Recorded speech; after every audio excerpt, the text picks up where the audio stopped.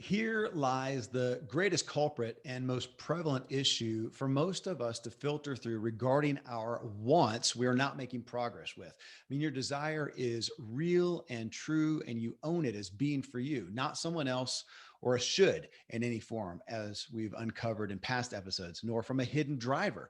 But you can't honestly see yourself doing what you perceive it will take, or you can't tangibly envision yourself reaching the final achievement. And further, the pain in remaining where you may be is just not enough yet. Thus, you don't truly want it. You want to want it. It's an issue of vision and or belief in yourself, and it's what primarily fuels the entire personal development and self-help industry. Now, I'm not dissing these industries, as I'm a full-fledged participant in and purveyor of. I mean, all the hope and inspiration and motivation and education is wonderful, and over time it can help the possibility that you will finally one day come to a place of vision and belief and take the real and persistent action necessary to pursue the and achieve the objective, though you won't need as much because you're doing it. But here and now, I mean, if we can cut to the chase and help you save a lot of years and time and effort and money, that is wonderful in understanding this want to want. So I'm going to reveal the issues and see what we can do to address them. And many times we truly do want something, but we don't really, again, see ourselves doing what it takes. In my experience has outlined, there's three aspects of this. We may not see that the timing is right. We may have an errant understanding of what it takes to achieve the said goal, and we may lack confidence in our personal ability or discipline or overall capability and capacity. And these are three issues I want to walk through. But first, let me set this out on the table. It would be nice. That is something that sometimes gets in the way of, hey, this is something that I really, really want. And it's not. It's really that it would be nice if this happened. And I hear a lot of people say things, and it has that flavor. You can even hear it in their intonation. You know that I really want that. Oh yeah, I really want. I have a goal for that too. And you can hear it that they don't really. It would be nice if that happened. It'd be nice if they could get a job, a different job, get a promotion. It'd be nice if they could start a business. That'd be cool. It'd be nice to get a bigger house. It'd be nice to move to the mountains, to the ocean, to the wherever. It'd be nice to find a soulmate. You know, it'd be nice to, and you can hear that. It'd be nice. That's very different than, man, I really want that. So I want to put that out there for one. That there's a lot of things that we would give lip service to. That sounds bad, but that we would speak to, give a nod to, and go, oh, of course I would like to have that. But think about it in your mind. Think about how it really feels. Do you really need it? Are you okay if you don't have it? And a lot of people say, yeah, I'm okay. I'm comfortable. And I'm not dissing that either, because you may not need to move. You may be fine where you are. You may have everything. You may just need to be more grateful for where you are and let that thing go and say, you know what, that sounds nice, but I'm good where I'm at, and find peace. Overall, a lot of this message is about finding peace, about finding fulfillment. Maybe you're okay with where you are. So look at those goals and just say, really?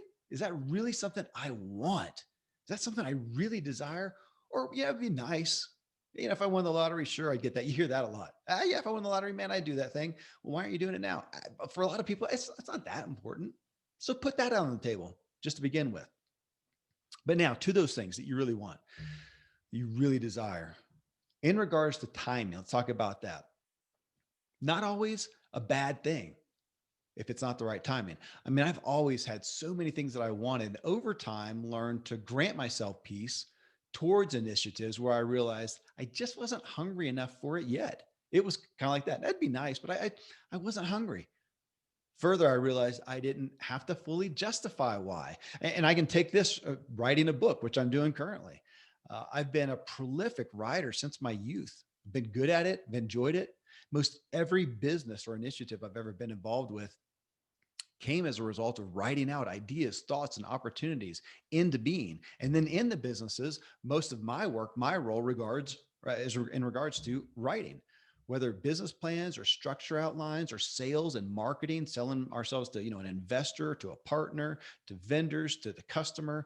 I do the writing. And for the past decade, every podcast I've done, which is over 1,000, I've almost completely written it out, volumes and volumes. So I've been encouraged and courted to write a book for many years. I had an agent and a book title on the cusp multiple times. But when it came down to settling down and writing, I realized, man, I just don't care enough. not right now. And at first I thought, is it fear? Am I scared to really put myself out on the line with a complete book that might fail?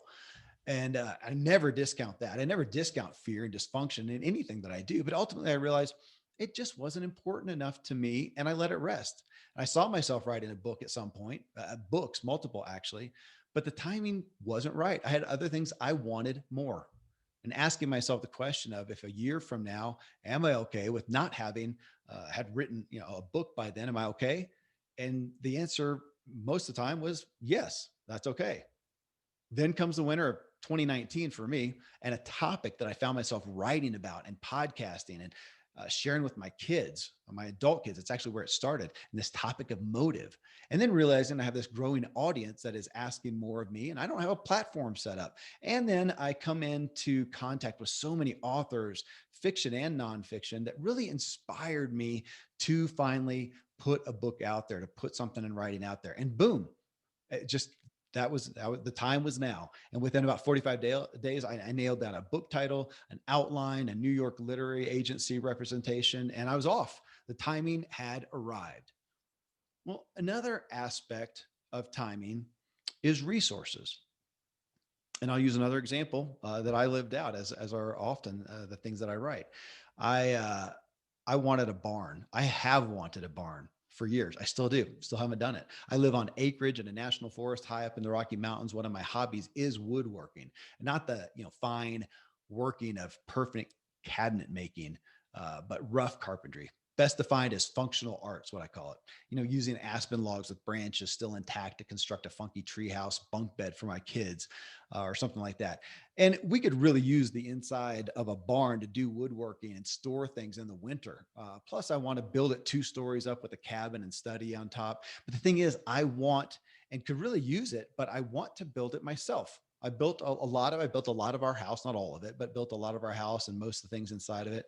But I wanted to do this. I can see myself doing it with logs off our property, have my family work with me. I own the tools. I even have a wood mill on our property. The material cost would be minimal. I really pretty much have the know-how, but my goodness, to do it myself, the time cost would be significant. That's the resources, time. I've almost started twice in the previous couple falls, but at the last minute, I just didn't see myself taking the time. So it was a matter of resources I wasn't ready to commit to. Will it be this next year? I don't know, because the truth is what if I don't do it this next year? Am I okay the following year if it hasn't happened? I am, honestly, but I may get the desire and it may happen. But again, I'm just okay with realizing that, it is something that I want, but I'm not super hungry for it. It doesn't have to happen right now. Now, obviously, if I put something off that I really acutely want and just put it off forever and regret it, I mean, that's the question of going out in time and saying, are you okay if it doesn't happen at what certain point ahead? And there'll come a point when I want to do it. Heck, maybe something will change and I'll decide I want somebody else to build it. I don't know. But at this point, I know what I do want. I authentically want it, but I'm not ready for the timing of the barn and instance. So again, to think about, chronologically, sequentially, is the timing right for you? Maybe you should just find peace and fulfillment. Say, yeah, that is something I want, but I'm not sure when, or I think I want that 3 years out, or I need to get some resources in place before I want that. So timing, the issue of timing, sometimes is okay. It's not a negative, but it's a question to ask, to say, yeah, you know what? I do want that thing, but for a long time I've been wanting to want it. Now I realize it's an issue of timing, and it's just I don't want it right now. And that's is a great place to feel, a great place of confidence, I think, to say, I don't want it right now. I do want it sometime, don't want it right now, and I'm okay. And if I get hit by a truck next year, I'm okay that that didn't happen. Now, if you hear that and go, oh my gosh, then that's another issue. So the next question is what does it really take? Do I have the willpower, the discipline, the gumption to do what I think it takes to achieve that goal? And a lot of people don't. When they really look at it, it's not a very conscious thought, is what I found out. But if I ask people and poke at it, they'll say, I do want it. And I really would like to have it now. I don't want to put it off. It's not that I don't want it now, but when I ask, they don't really see themselves doing what they think it takes to achieve X. I mean, we most often come to desires and wants after being exposed to them by something or somebody else, right? A person that we heard or read or something we viewed somewhere. Seldom does a desire just spring up out of the thin air, out of nothing. So thus we then extrapolate the how, like what it takes from that source. And the reality of what we think it takes is derived from there. But with a lifetime of pursuing peak performance in life and business and interviewing over 150 of our world's top performers and leaders, I've seen success happen in so many ways, differing ways from one person to the other, which is good and bad. Bad because to a great degree, we all want a tried and true black and white formula to follow, right? If you want X, here's the paint by numbers. This is how you achieve X. And darn it, there's a lot of people in my position, and that's what they're telling you. If you want to achieve X, this is how you do it. And I get that. We want the simplicity. And there are, but again, there's just more paths than one. On the other side though, so again, we've got this, we want the black and white, and I'm saying there's more paths. So that can sound frustrating, but over here, it also means on the other side, there's the chance that when you don't see yourself doing what it takes to achieve something, what it takes, I'm doing the quotes sign for those watching the video. We can also question if you must do it in the singular way that you have perceived thus far, or that so-and-so said, this is how you do it. I mean, there are definitely fundamental ingredients to almost any pursuit. Okay, I get that. I truly don't believe you can build a bigger bicep without lifting weights that tear down the muscle so it can build up bigger. I mean, if you look at Arnold Schwarzenegger and decide you want 20-inch biceps, you are prone to go see how he did it and discern this is what it takes. But with today's how-to guides for success, you'll most often find a plan based on that person's specific methodology down to a T. Wake up here, work this way, do this, do that. And it worked for them. And they want to tell you again how to do it. And this is where I'm telling you there are multiple ways to success in any area before you decide that you can't see yourself doing what it takes. You need to investigate all the options for what it really takes for how you do it. Though in my showcase there with Arnold Schwarzenegger, I don't know how many options there are than eating truckloads and working out most all the day. But take the morning. Let's go with that. Take mornings, for instance. I'm a fan of a good morning routine. I've had Hal Elrod on. He wrote The Miracle Morning. I've had Robin Sharma on a show. He wrote the 5 a.m. Club, 5 a.m. Club. And 5 a.m. there, that seems to be some magic number amongst everybody who's talking about the morning routine, right? Now, I've also had Dr. W. Lee Warren on my show. He is a neurosurgeon, and he wrote the book, I've Seen the End of You. So I had him on a show. He gets up at 3 a.m. I just recently read that Dolly Parton gets up at 3 a.m. And I read once that Mark Wahlberg gets up, the actor, at 3 a.m. as well to get his day started, to get working out. Well, the point is a good morning routine, and it's not dependent on a certain time. I mean, the point is fulfilling certain values for a morning routine, such as waking up rested, waking up with margin so you don't have to rush, taking some time to get your head on straight, to ponder gratitude, to plan your day with clarity on priorities based on values for your day and your life, to exercise, get your heart going, to connect with your family, anything other than sleeping in till the last minute, waking up to the demands of your smartphone and making a mad dash out the door to get to work or get the kids to school and letting the anxiety-ridden day happen to you. You happen to it. That's the point. But you may not have to wake up at 3 a.m. for that to happen, or 5 a.m., or even 9 a.m. It's not the specific time on a clock that's magic. It's just making those things happen. Now, okay, our circadian rhythms, in this case, they do matter for optimal performance. And before electricity, especially, people by far and large did follow circadian rhythm. They throttled back when the sun set. They got up when the sun rose. It was hard to rock out and go clubbing through the night by candlelight.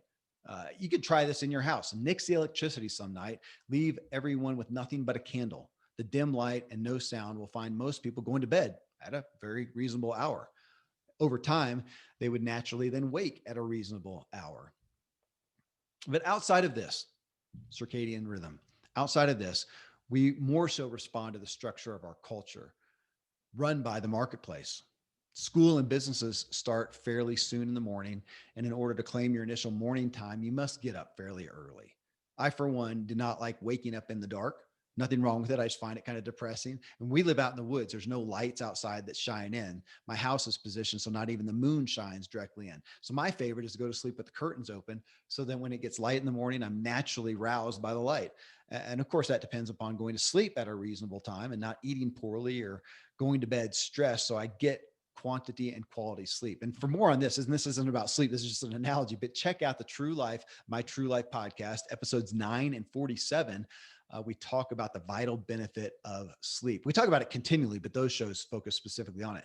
But, to get some time to yourself is the point of the quality morning routine to get a good start to your day. And for most people, the demands of school and work schedules require that we get up fairly early. However, if you don't have those demands, which many were relinquished of due to the COVID-19 pandemic, you don't have to get up at 3 or 5 or 9 or whatever. Get up at 10.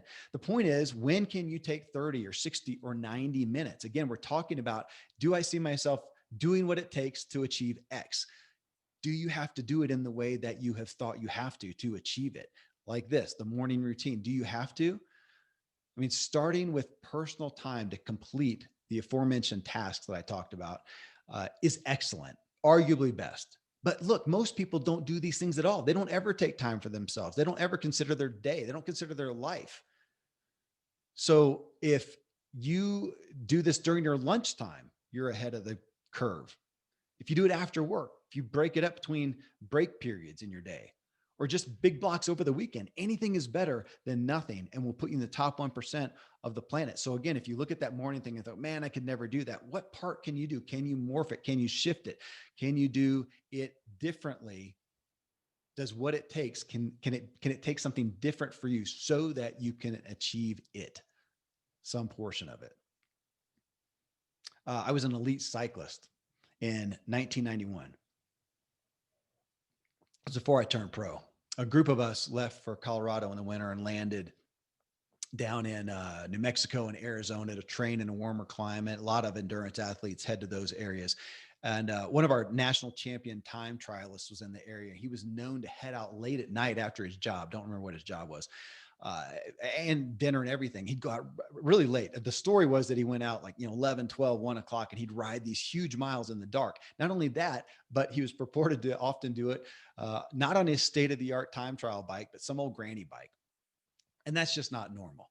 But there are countless stories of people who succeeded, legends, and they did it in very unorthodox ways. Now, I'm not saying that you got to go be crazy, but I mean, again, we tend to look at, to achieve X takes A, B, C, D, E, and it so often does not. So if we're discounting ourselves, seeing yourself doing what it takes necessitates you questioning, what do you think it really takes? And is that really the only way?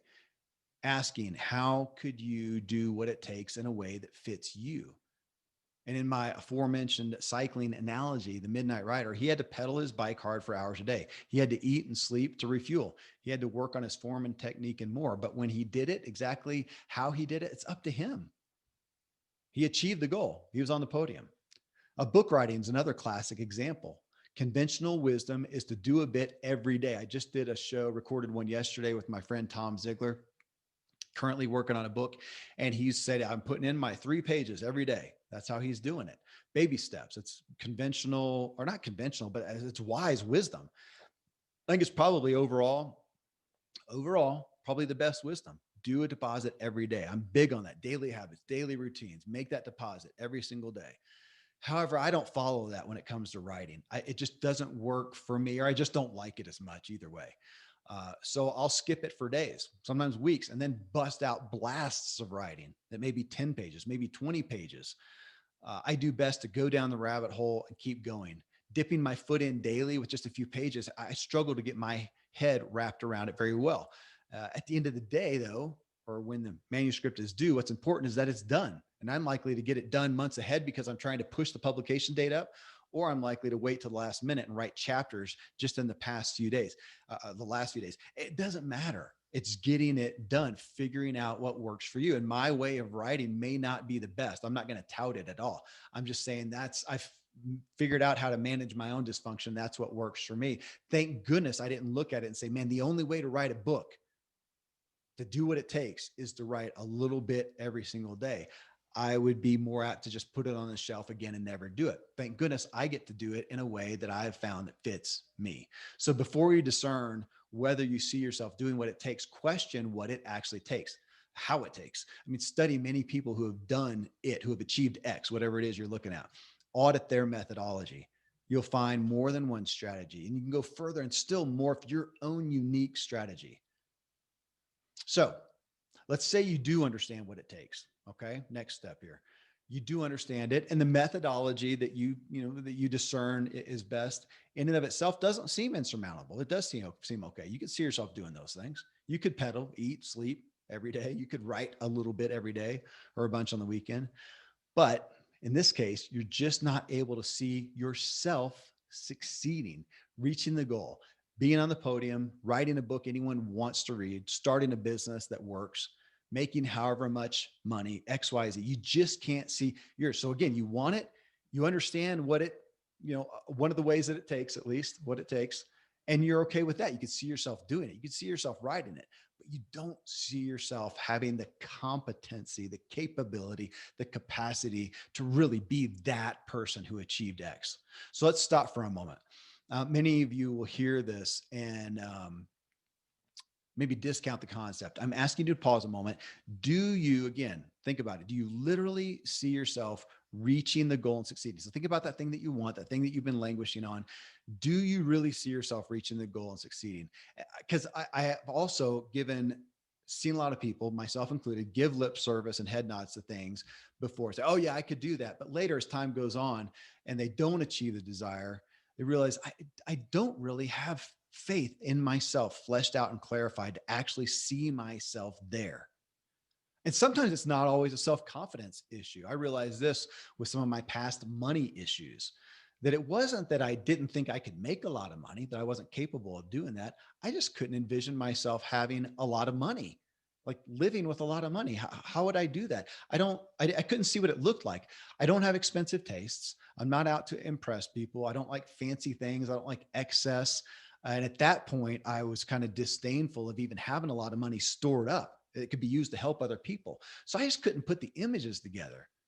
And it wasn't until I finally found a reason for the money that I could put it together in my head, when I realized, man, we could support other people. I want to support my family more. I want to give my family experiences.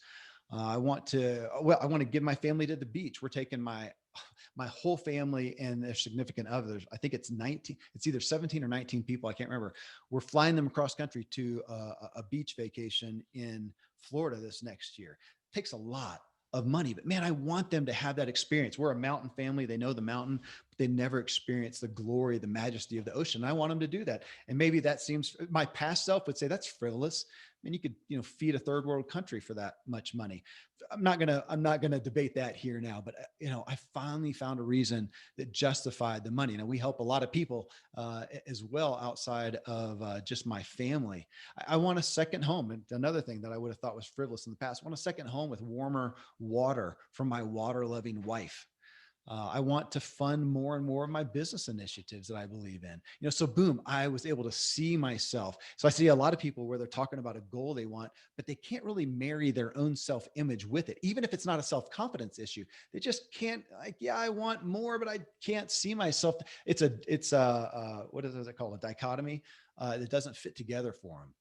So question again, your desire against your ability to see yourself achieving it, arriving at it, engaging with it. Now then, there is then the reality of just not seeing yourself as ultimately capable. You can even say worthy, which comes down to faith in self. And if you're of the spiritual belief in God, a creator, as I am, that may cause you to bristle a little bit. So you can rephrase it as faith in what God can do through you, which should even be more convicting.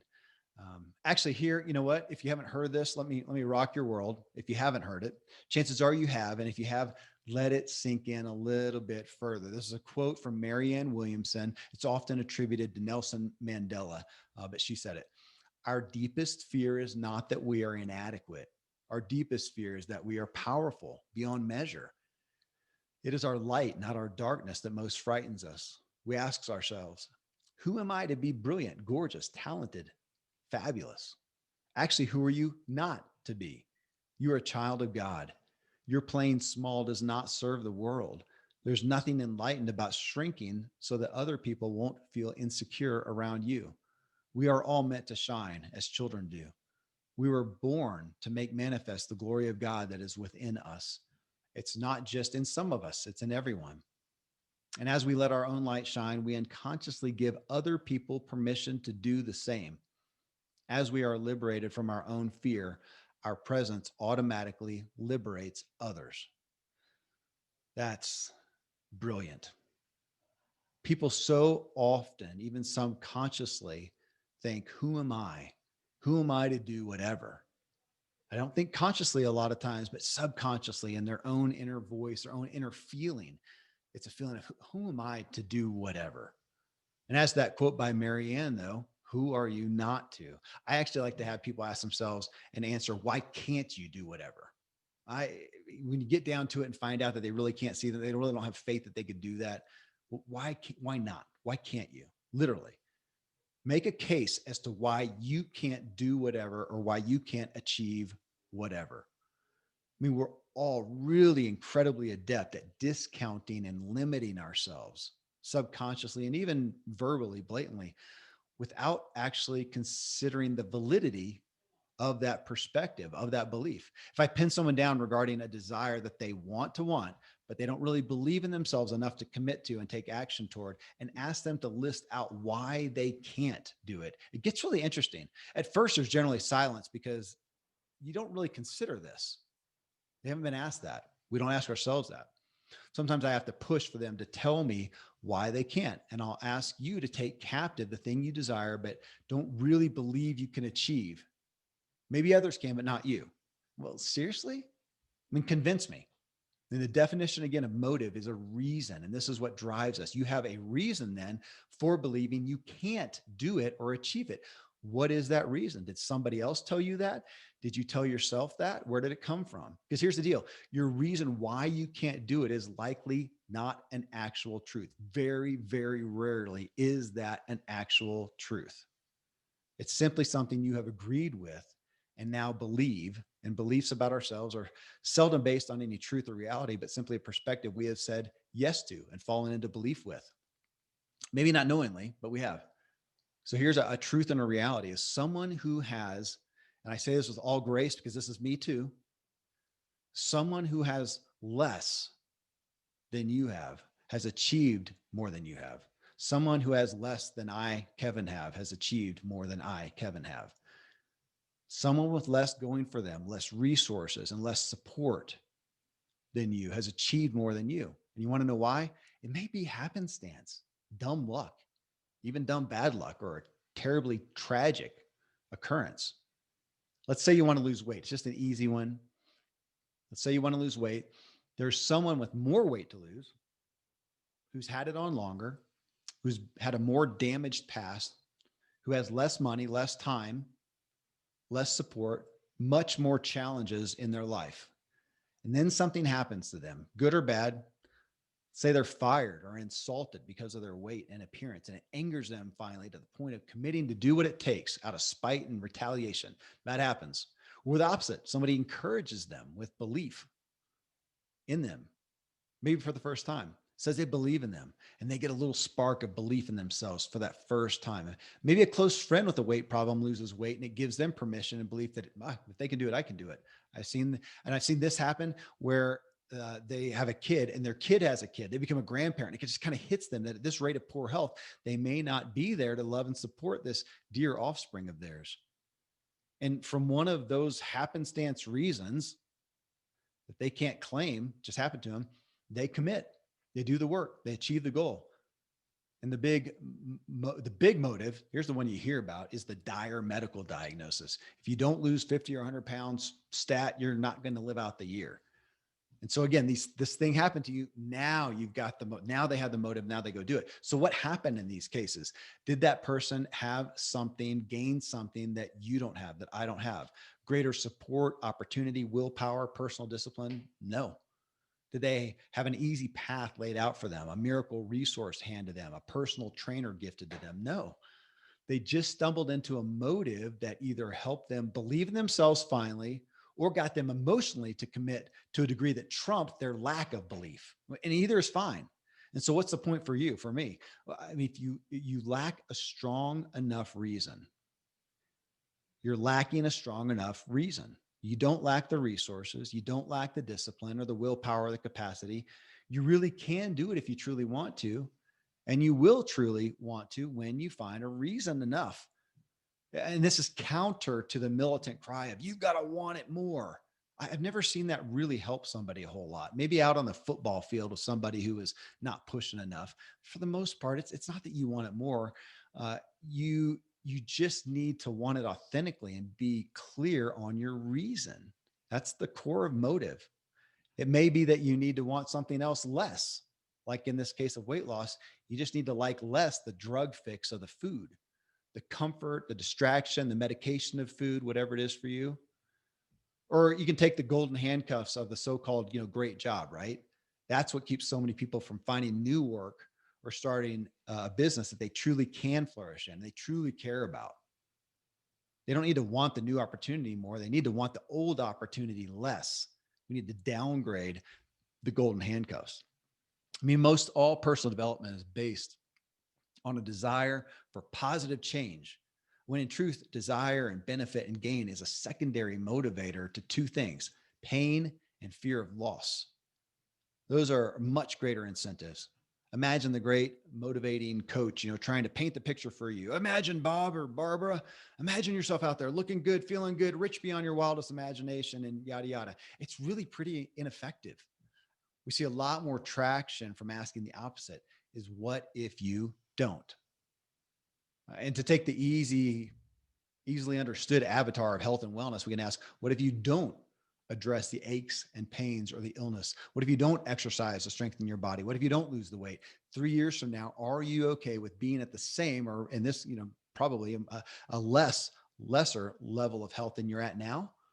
Maybe even far worse? What will be the consequences? Are you okay with being less able mentally and physically, with a high probability of early decline that will leave your loved ones burdened by caring for you, or using up all your money for your care instead of blessing them or others with it? I mean, fear is unfortunately maybe the greatest motivator, but it's not always a bad thing. And I have a decent fear of heights.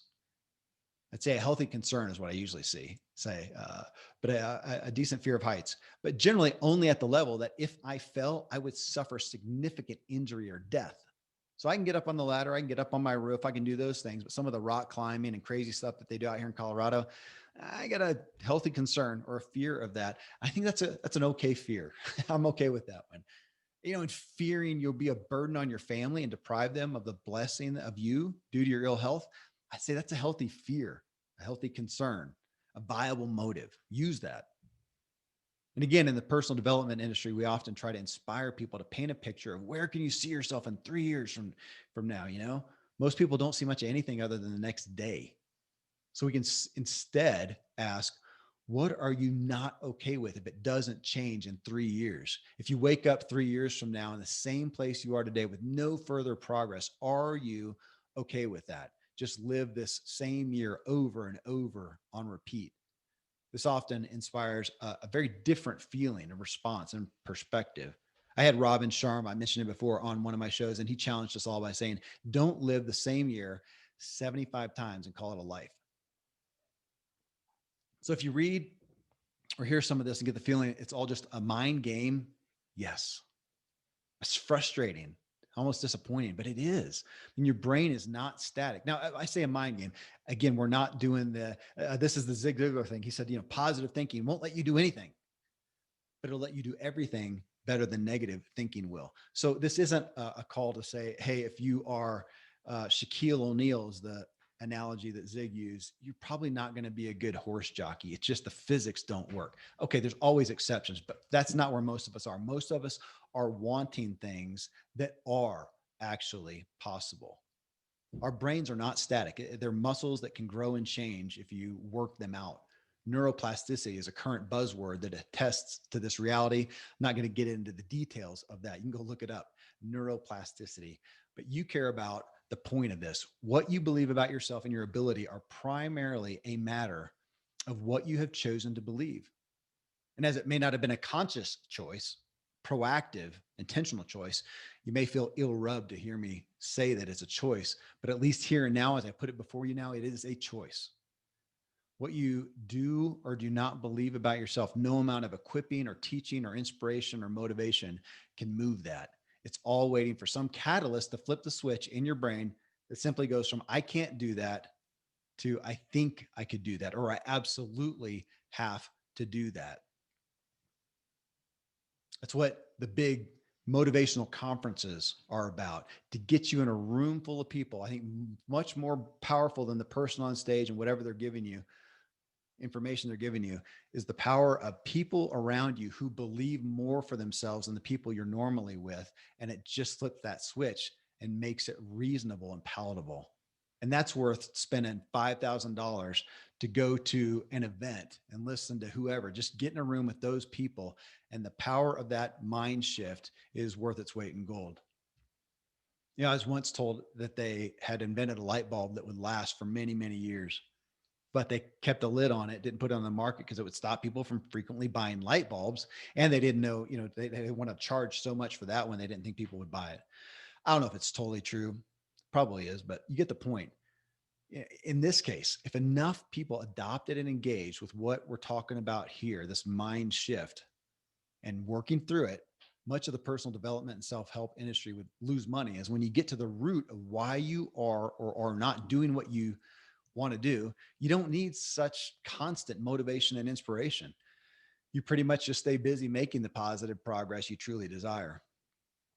I asked Charles Martin, one of my favorite authors, fiction author, to name some of his favorite books. And at first he just paused and he said, man, I don't read a whole lot these days. I'm so busy writing my own stuff.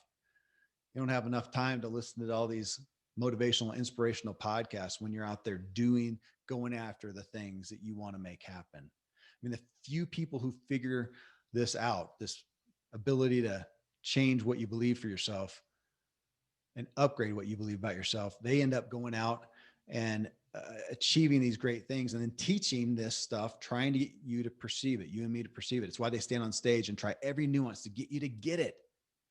And I hope from this podcast and the others that you're getting it. So there you go. If you authentically want something for yourself, but aren't making progress, it's because you want to want it. Think through it and make it a true want that you have faith in, that you have faith in yourself in. So coming up in episode 17, I bring you the story of Chad Jeffers. And whether you know Chad or not, you've likely seen him as he's been a primary performer with Carrie Underwood for the past 13 years. If you've seen Carrie Underwood on stage, you've seen Chad Jeffers on stage, face to face beside her as he supports her with his unbelievable guitar playing. So what were the motives, the reasons that drove Chad to be able to climb onto literally the world's greatest stages? You're going to hear about that in episode 17. So here's to you getting clear on what you truly want by fully understanding and agreeing with your motives for wanting it.